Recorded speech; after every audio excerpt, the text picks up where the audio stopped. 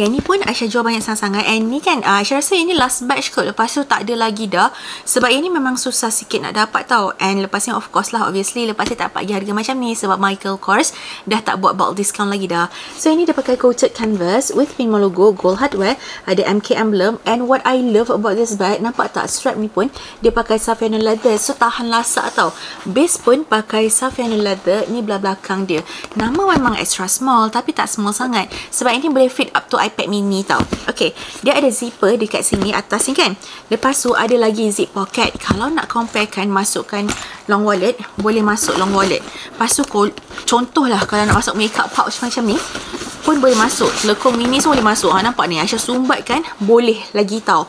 Okay, for this one ada dua cara penggayaan, pakai top handle ataupun pakai crossbody tau. So kalau macam nak pakai top handle, memang sampai sini je lah, tak boleh sampai shoulder. And now Belle akan letakkan gambar bila pakai sebagai crossbody. 1, 2, 3, 4, 5. So for this one harga dia RM550 sebelum voucher. Anda jangan risau, kalau beli dengan US Love Shop semuanya 100% original ataupun money back guarantee. Untuk cara pembelian boleh tekan dekat shopping bag di bawah. If you guys have any further question, boleh juga komen down below dan jangan lupa tekan button follow.